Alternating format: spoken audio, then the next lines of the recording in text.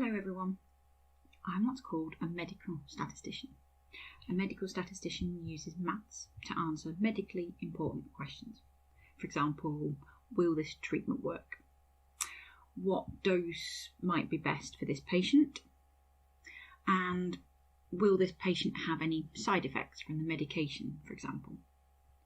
I work at the University of Liverpool, as you know, and when I'm not teaching students, I work with doctors to answer important questions about long-term conditions such as asthma and epilepsy. Using maths, I'm able to suggest the chance of a future epileptic fit or the chance of an asthma attack, for example. I'm also able to predict when the fit or the attack might happen. So my aim is to help make a positive difference to people with non-curable, so-called chronic conditions. Today, I'm going to talk about my research related to epilepsy, specifically why driving is a risky business. So, do you have a driving licence? Perhaps you're learning to drive, or maybe you've been in a car at some point in your life. Even if you don't drive, you might cycle, or catch a bus, or walk along a pavement. In other words, you share the road with drivers. So driving affects all of us, whether or not we actually drive a car. Now, many people also have a long-term medical condition, like epilepsy. They might have a fit, or what's called a seizure, at any minute, including behind the wheel. Now, life certainly isn't without risk, but most of us would probably agree that a person who's had one seizure might be at higher risk of having another, and possibly while they're driving. So we need to manage that risk for everyone else who uses the road. But of course, it'd be unfair to say that people with seizures shouldn't be allowed to drive at all. So we need to balance the need of all road users with the quality of life of people with seizures. How do we do that? Fairly and rationally? That's the question I'm going to answer today. On this occasion, because I can't be there to meet you in person, I've got two assistants to help me. So let me introduce you to Tom and to Jerry. Hopefully you'll agree that they're identical. I'm now going to put a hat on Tom's head. It has a lightning bolt on it. This signifies that Tom has just experienced a sudden surge of electrical activity in the brain. In other words, he's just had a seizure. The fit came completely out of the blue. Nothing like this has ever happened to him before. Jerry hasn't had such a seizure. Tom ended up in hospital. He's now been told that because of his seizure, he's temporarily lost his driving licence. He's no longer the free spirit he was. Of course, Jerry is still free to rule the road. But neither Tom nor Jerry are happy. Tom's not happy because he doesn't know when he can drive again. Jerry's not happy because he never wants Tom to drive again. He doesn't want someone behind the wheel who may have a seizure and crash the car at any moment. So how do we balance these two demands? Well, the first thing we might do is to ask a panel of neurologists the question.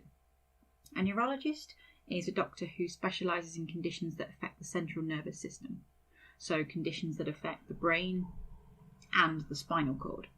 I'm going to put a stethoscope on Jerry for a moment. I know it's a bit small, but hopefully you can see it. This signifies that he's become one such neurologist. And this neurologist specialises in treating people who have epilepsy. He'll use his expert knowledge from many years of clinical experience to tell you how long Tom should wait before driving again. And he says, well, get Tom to wait a year. If he doesn't have any more seizures in that year, he'll be fine to drive. But to me, that's quite a scary decision. Why? Well, because it's just an opinion. Expert opinion, certainly. But nonetheless, it's just an opinion. It's not backed by evidence. If we want to find an answer to this question that will actually satisfy both Tom and Jerry, we need more than expert opinion. We need evidence. So how do we go about getting some? Well, we need three things: data, what's called a risk threshold, and statistical know-how. Let's think about data first. We need information about people who've had a first ever seizure. In other words, we need information about as many Toms as possible. Specifically, we need to know whether or not they went on to have further seizures. Where can we get this information? Well, mainly from what are called clinical trials. Clinical trials are studies where people agree to be followed up over time in return for trying brand new treatments or maybe different doses of existing treatments. Clinical trials are normally made up of at least 2 groups, and these groups are as near to identical as possible except for the new drug or the different dose. So, if we add a hat with a lightning bolt on it to Jerry for a moment, we have 2 identical people. Now imagine these are actually 2 groups of people. In a clinical trial, Tom's group might be randomly selected to try the new treatment, whilst Jerry's group might be randomly selected to have the existing drug, for example. And that's a clinical trial. Now remember, we need information about people who've had a first ever seizure. The best quality evidence, so-called gold standard evidence, is from clinical trials. Fortunately, I had access to a clinical trial of over 600 relevant people. By relevant, I mean they'd had a single seizure, like Tom, and they were at least 16 years old. Why 16? Well, in the UK, you can apply for a provisional driving licence once you're 17. But if you've had a seizure, you need to be seizure-free for a year first. So that means we need people with a single seizure who are at least 16. And we have that from our clinical trial. So that's the data bit sorted. Now we need to think about this thing called the risk threshold. I know that risk can be a really tricky concept, but actually we all perform risk assessments in our head on a regular basis. And to prove the point, I want to show you some very short clips from a video. They're of a car driving along a road. Now, imagine that you want to cross the road you can see on the screen, and you're standing by the tree in that red circle there. Let's watch the first clip. Remember, it's very short. Okay, I did say it was short. Would you have crossed the road? I suspect most of you might have done. Let's watch the next one. Okay. So, how about now? This time I guess some of you wouldn't have crossed. Perhaps most of you wouldn't have crossed, in fact. What about this third and final clip?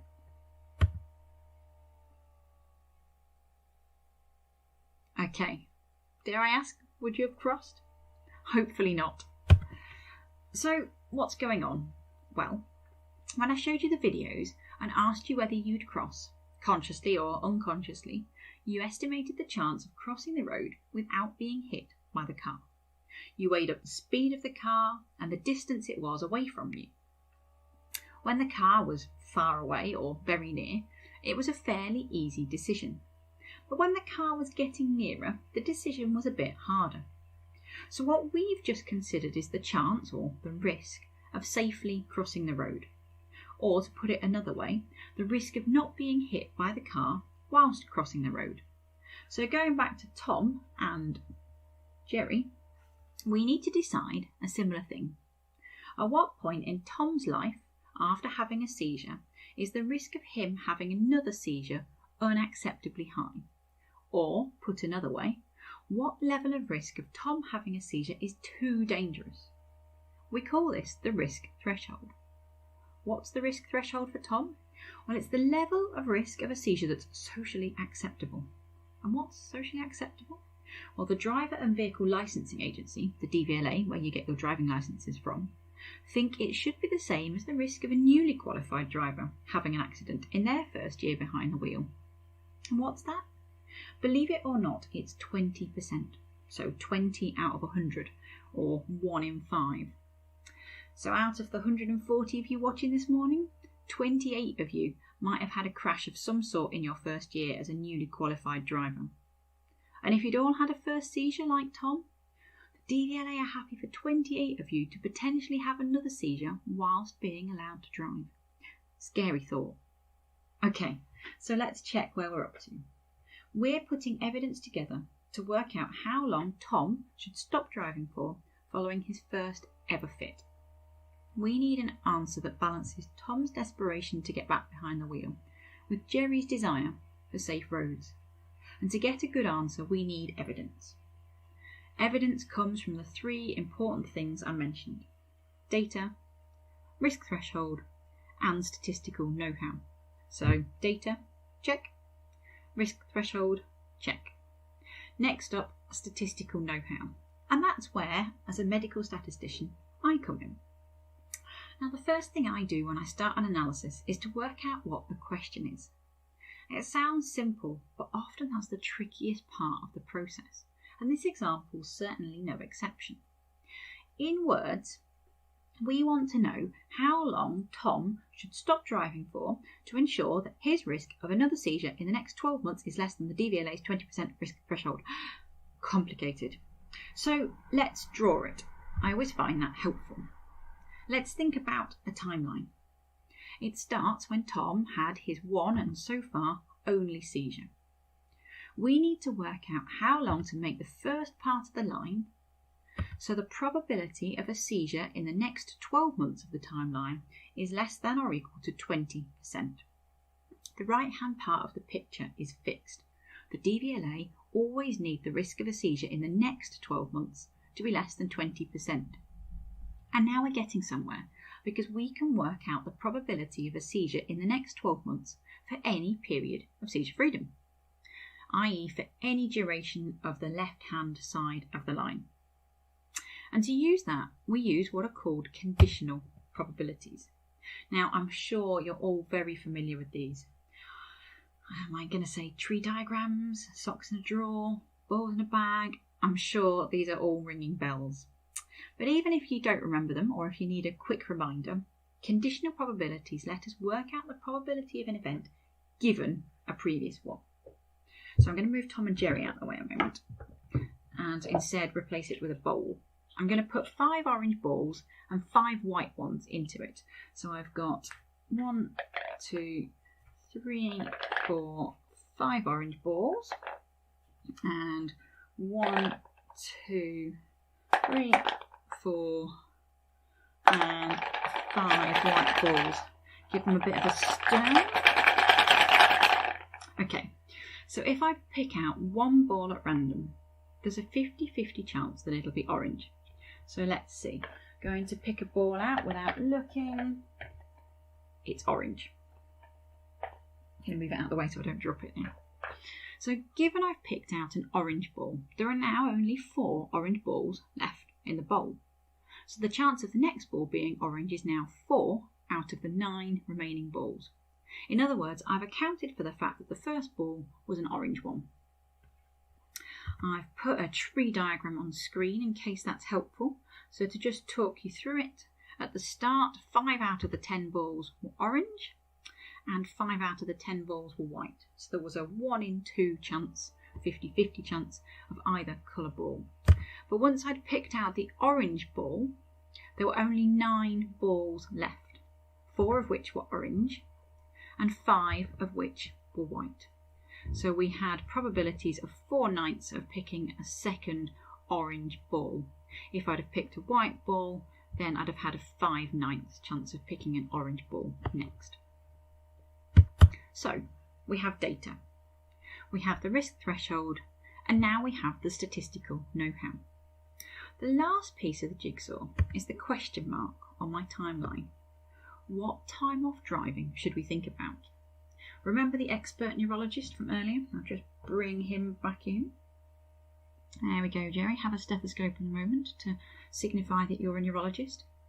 The neurologist said 12 months off driving would be best. So let's consider replacing the question mark with 12. It makes sense. As in 12 months without seizures and without driving. And then we need a bit of wiggle room either side. So, I don't know, 6 months before and 6 months after. So that means we're looking at 6, 12 and 18 months off driving. So now we really do have everything we need to answer the question. Remember, we want to know how long Tom should stop driving for, to ensure that his risk of another seizure in the next 12 months is less than the DVLA's 20% risk threshold. We have 600 relevant people from the clinical trial. We have our risk threshold of 20%, and we have the statistical know-how that's provided the idea of a conditional probability, working out the risk of a second seizure given a first. So we can now finally start answering the question. If we stop someone driving for 18 months and use conditional probabilities, our data give us risks of 8 and 12%. Now, why are there two results rather than one? Well, remember, we're using clinical trial data. So we have two study groups. In the study I used, one group were treated as soon as they'd had their first seizure, so immediately, and the other group weren't treated until they'd had a second seizure, so they delayed the start of treatment. So our results are going to be according to which treatment group people were in. So 8% is the risk of a seizure in the next 12 months for people who were treated immediately if they stopped driving for 18 months. And 12% is the risk of a seizure in the next 12 months for people who weren't treated immediately if they stopped driving for 18 months. Remember that the risk threshold is 20%. So we're interested in any probability that's less than or equal to 20%. Well, these first two numbers, 8 and 12, are definitely less than 20%. So 18 months off driving is definitely okay. Let's have a look at the results for 12 months off driving. They're 7 and 10%. So the chance of someone having a seizure in the next 12 months, if they stop driving for 12 months, is 7% if they're treated immediately and 10% otherwise. These are obviously less than the 20% risk threshold, so perhaps the neurologist's his expert opinion is right. Let's just check the results for 6 months off driving. They're 14 and 18%. So these are also less than 20%. So that might mean that the neurologists are actually a bit harsh. Now, whilst these risks are useful, as a statistician, they make me feel a little uneasy. Why? Well, because they're decisive, because they represent certainty in an uncertain world, because they don't acknowledge that people within my study may, and in fact do, vary. So I'm going to relieve Jerry of his stethoscope again so that he becomes just Jerry. So then we've got Tom and Jerry. Now, before, when I explained about our clinical trial, I asked you to imagine that they both had something in common. At that point, they looked identical too. So I'm going to replace the hat. But what happens if Jerry has a red t-shirt rather than a yellow one? Now, this is not very easy because Jerry is not as compliant as an audience member would have been. So, if I can get this t-shirt on, what happens if Jerry is like Tom in every way except the colour of his t-shirt? Let's say Jerry's red t-shirt represents the fact that Jerry is a different age to Tom, for example. These two people are now similar, but they're not exactly the same. In statistical language, we say that there's variability in the data. In fact, we say that the data is heterogeneous. It's not a problem. In fact, it just shows that the data are real. But our answers must reflect this reality too. So we need to wrap our risks in a security blanket, basically. We need to put what are called confidence intervals around our calculated risks. You may know this already, but as a reminder, confidence intervals are ranges of values which we're almost certain contain the true value. They take account of the variability in people in the group. Before, we needed the risks to be less than 20% to meet the DVLA's risk threshold. Now we also need the upper end of the confidence intervals to be less than 20%. If it is less than 20%, we have what we call a statistically significant result. So let's have a look at the confidence intervals for our clinical trial data. Again in reverse order. At 18 months, the spreads are 5 to 12% and 8 to 17%. In case it's not obvious, the upper ends are 12 and 17%. Well, 12's less than 20, 17's less than 20. So the results for 18 months are both below 20%. We have our statistically significant results. The results for 12 months are 4 to 11% and 6 to 15%. Again, 11 and 15 are both less than 20%. So again, we have results which are significantly less than the risk threshold. It's still looking good for that neurologist's intuition. Okay, I'll just put that back there. What about at 6 months? 10 to 18 and 13 to 23% are. So now it's not so clear cut. 18 is clearly less than 20%, but 23 is bigger than 20. Remember that we're looking at these two groups, one where people are treated immediately after a first seizure, and one where they're treated only after a second seizure. If someone is treated straight after their first seizure, the upper end of their confidence interval is 18, so their risk of another seizure in the next 12 months is significantly less than the DVLA's risk threshold. But if they're not treated, their risk is not significantly less, because 23 is bigger than 20. So perhaps we just have to accept that the neurologists are right. Perhaps I've just provided the evidence to support their educated guess. Well, maybe. But all I've done so far is consider the big picture. We've looked at a group of Tom-like people who vary only slightly from each other. We've not considered all the other information we have about Tom. What information? Well, maybe his age, his sex, his family history of seizures possibly. So in my research, I considered 11 different bits of clinical information. I wanted to know which ones were associated with a higher chance of a second seizure. So I started by considering each characteristic on its own in what we call a univariable analysis. Then I wanted to see how all the variables worked together, or didn't actually. I worked out that there were only 6 characteristics that were associated with a higher chance of a second seizure. And they were, so let me remember, number 1, a known reason for the first seizure, such as a head injury or a brain infection like meningitis. Number 2, having a parent with epilepsy. Number 3, being asleep when the first seizure happened. Number 4, abnormal results from a head scan. Number 5, abnormal results from what's called an EEG. And number 6, being in the group of people who weren't treated straight after the first seizure. Now, EEG is probably new to you. It stands for electroencephalogram. I think of it a bit like salon-style hair dyeing, as you can see here. Rather than foils, technicians stick receivers all over the head to see what's going on inside the brain.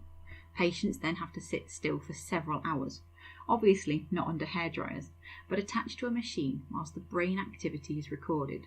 And then, obviously, rather than ending the process with beautiful hair, patients usually have stubborn glue attached to their scalp for a few days, unfortunately. So I listed 6 characteristics which were important. I can now use this list to work out what that means for Tom's time off driving.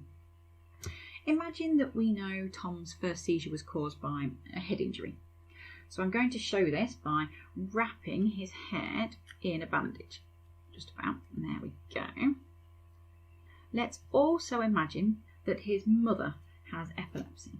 I'm going to stick this heart sticker to his t-shirt. And imagine that his first seizure happened when he was asleep. So I'm going to give Tom a blanket. Let's say his brain scan and EEG were normal. I can now use conditional probabilities again, this time adjusting for all the clinical information, the head injury, the family history, and the nocturnal seizure. So if he's treated straight away, the data shows that Tom's risk of a seizure at 12 months is 18%. If he's not treated immediately, it's 22%. The spreads or confidence intervals around these are 16 to 21 if Tom was treated immediately, and 19 to 24 otherwise. The upper end of these spreads is always bigger than 20%, so neither result is significantly below the risk threshold. So maybe the neurologists weren't completely right with their guess of 12 months off driving. What about if we change the characteristics a bit though? What if I take the bandage off Tom's head, so I'm effectively saying he doesn't have a head injury now, but I keep everything else the same. The results at 12 months are 15 and 18, with spreads 12 to 17 and 15 to 20. These, of course, are both below or equal to the risk threshold. So there are some characteristics which lead to high risks and others that don't. Now, I took all these results back to the DVLA. With a bit of a swap of hats, Jerry's going to become the DVLA for me, thanks to this green hat. I've chosen green as it's the colour of the DVLA's logo. Now, I showed the DVLA the risks on their own. I showed them the risk estimates with the confidence intervals as well, and I also showed them the results adjusted for all the clinical characteristics.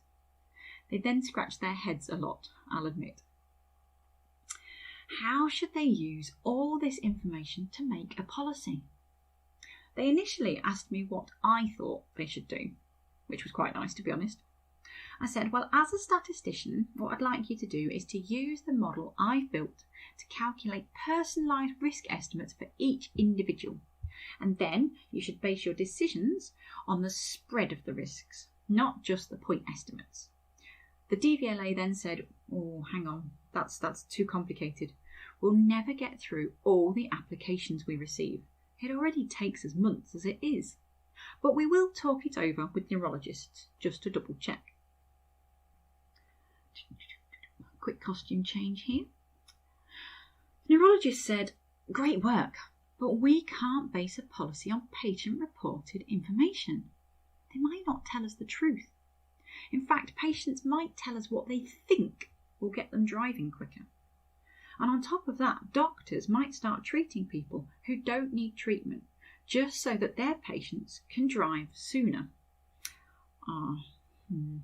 So, the DVLA ignored most of my analysis. They certainly ignored the personalised risk estimates I'd calculated. And they also ignored the spreads that I'd calculated. However, the cloud in this story does have a silver lining.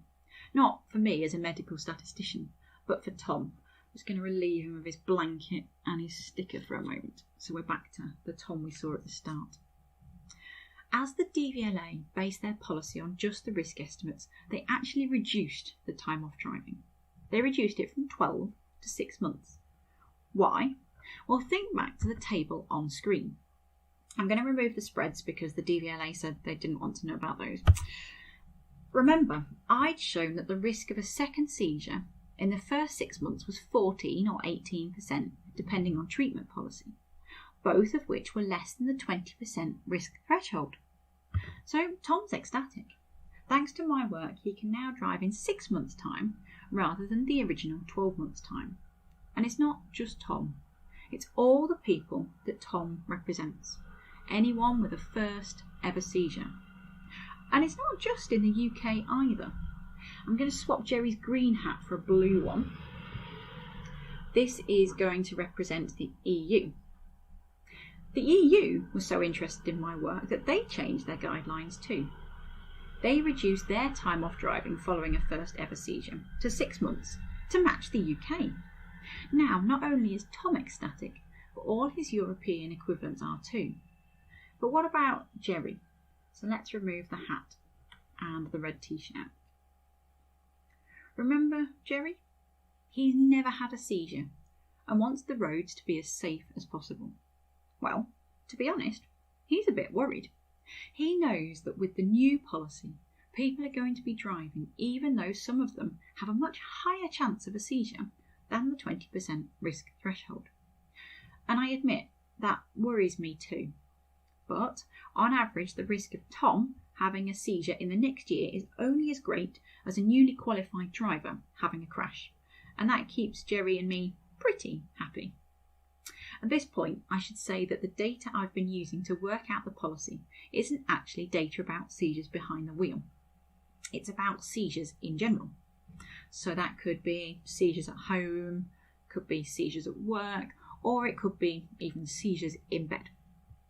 So the numbers we've seen are likely to be overestimates, so bigger, overestimates of seizures happening behind the wheel. which I think is good news. And what about accidents caused by other medical conditions, so diabetes for instance, or heart conditions? Well, they're 26 times more likely than accidents caused by epileptic seizures.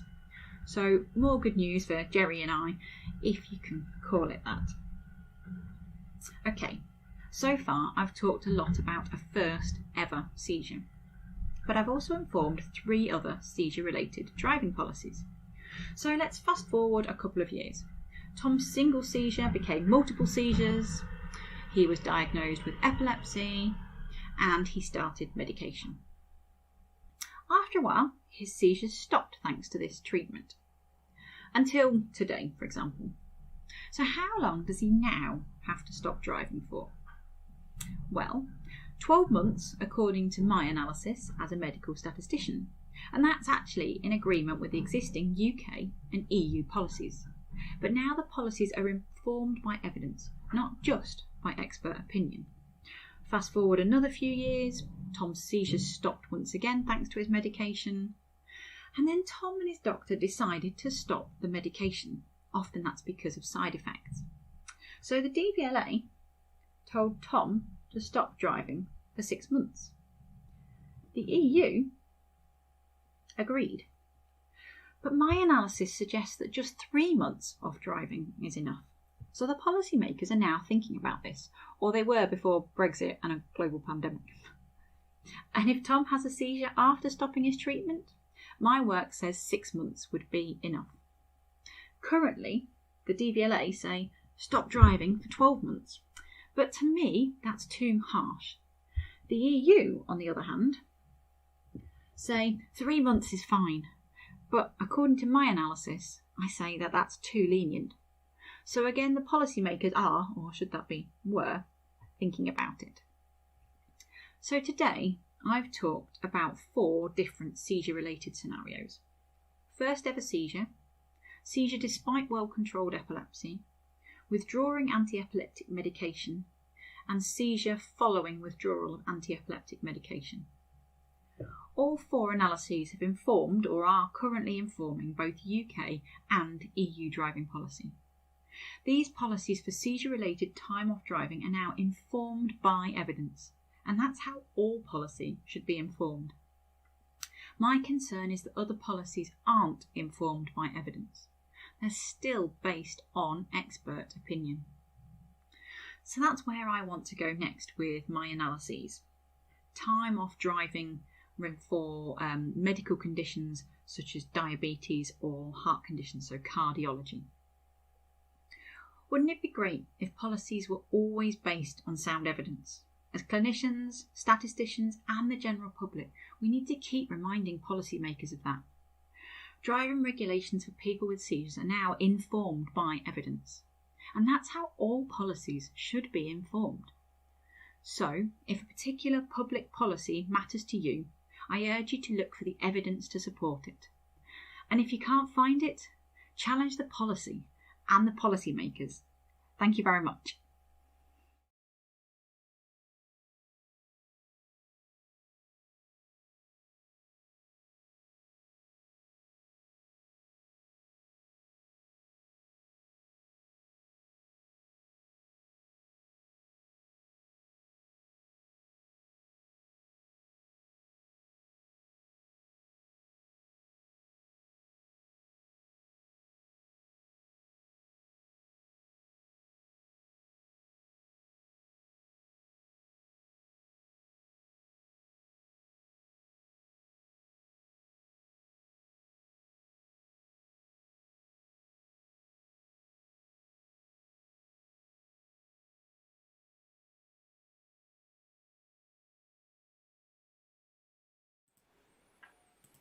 Okay, well, that was awesome. If you're using the chat, I hope you'll join me in thanking Laura. Now, you're probably wondering, who is this person that has just appeared? My name is Liam. I'm a member of the Royal Statistical Society's Merseyside group that's hosting this. Now, who is the Royal Statistical Society? Well, it probably conjures up images of old people sat in regal chambers furiously working away at equations. But that's not who we are at all. We are a bunch of people interested in and passionate about how we use numbers to understand more about the world around us and make it a better place to live in. Now, some of us are professors or policy advisors, but some of us are teachers, and some of us are students.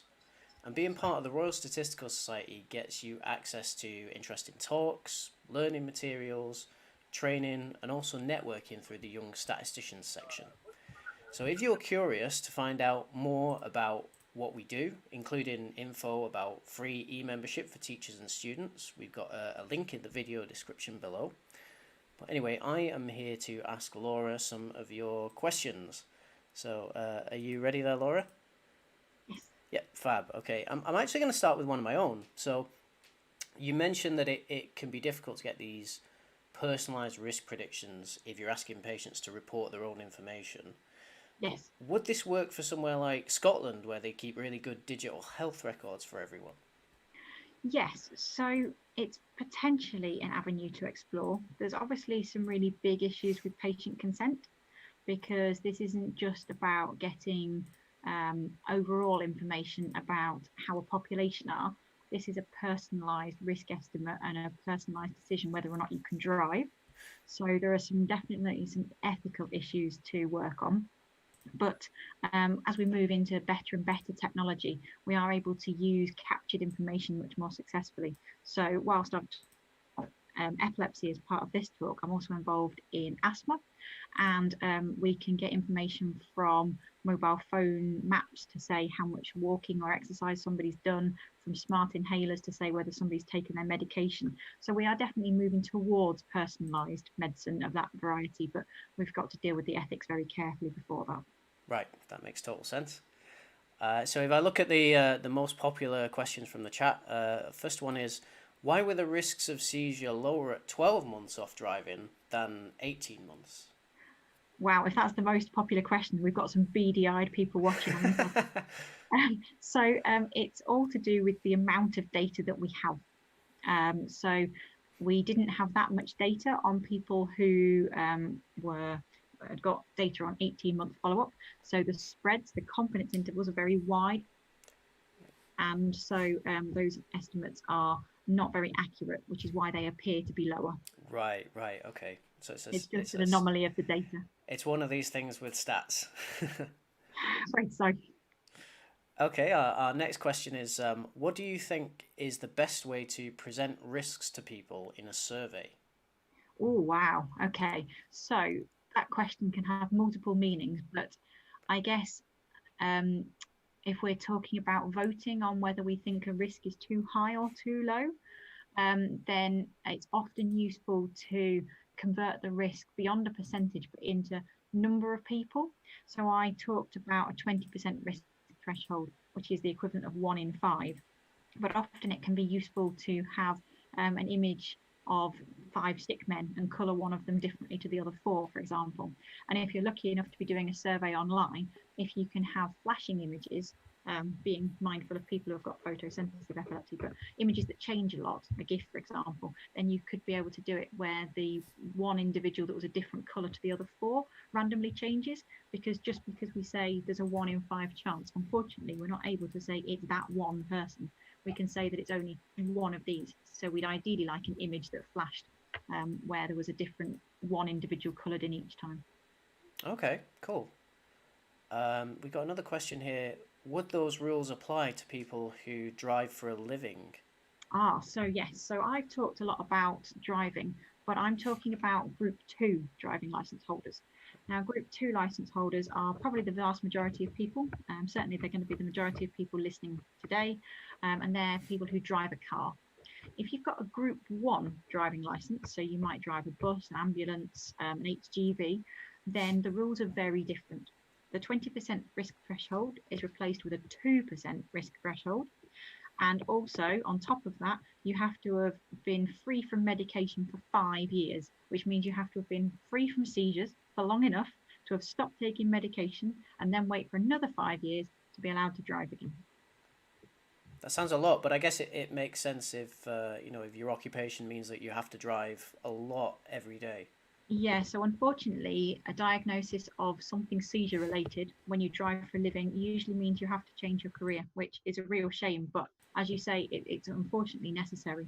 you may remember a few Christmases ago, there was a news article about a bin lorry driver in Glasgow who had unfortunately killed some individuals because he'd had a blackout behind the wheel. And that's because that blackout hadn't triggered the relevant responses, shall we say. And that would be now covered by these new driving regulations. So he would have to have stopped driving for a long time. Right, I see. Okay. We've got a more kind of general question about you here. How did you become a medical statistician? Yeah, so I have to say, and you might find the same, Liam, but if you say at a party that you're a medical statistician, everybody kind of goes, oh, and it's a conversation stopper. So I didn't know until I went to university what a medical statistician actually was. So I decided to do maths at university because I really enjoyed numbers and I loved doing maths at school. And so I went to do maths at university, discovered that someone had stolen most of the numbers, especially from all the maths modules, and was really confused why all the numbers had been replaced with Greek letters. Yes. But I was relieved that anything to do with statistics had still got numbers in it. And it was real world too. And so in my third year, I did a research project, and it was all to do with head and back pain. And I was like, this is real stuff. This makes some sort of sense. I know what they're talking about, and I know why I'm doing it. And so then I did the medical statistics module in my fourth year. And I was like, yeah, this is awesome. So then trying to find a job as a medical statistician was a bit of a tricky one. But I was lucky to get a place at the University of Liverpool as a research assistant. And then I did a PhD. So I did even more study in medical statistics. And I've been in post ever since, basically. And just really lucky that I can apply my sort of mathematical skills to real world data to make a difference to people. Mm-hmm. That makes sense. I think for me it's a little bit different. I think pre 2020, if I'd said to people, as I often do, I'm an epidemiologist and a statistician, I would get a lot of blank looks, and I think some people actually genuinely thought I was a dermatologist, thinking of the epidermis. But I think now everybody's got a bigger appreciation of what epidemiology is. But I mean, that my background's completely different. It's rooted in ecology and evolution. So, I mean, that really just goes to show statisticians come in all professional shapes and sizes. Absolutely, yeah. It's great. It's such a nice environment to work in when everybody's got such different expertise. It can really work well as a team. Definitely. We've got a couple more questions. So, could this level of personalised risk ever affect someone's car insurance? Yes. So this is a really great question. And I admit that I was floored by this question at an interview a few years ago because I was like, goodness me, I don't know. The answer is a few years ago, absolutely. But because we've now reached a position with insurance for cars where we're no longer allowed to differentiate between anybody. So you can no longer have a cheap car insurance if you're female and more expensive if you're male because of equality relations. And, this is a completely different topic for people to argue outside of this forum. But there is now not a gender difference. So therefore, there can't be a difference based on certain factors such as personalised risk estimates. Right. See, my naive expectation was that it kind of still worked that way because...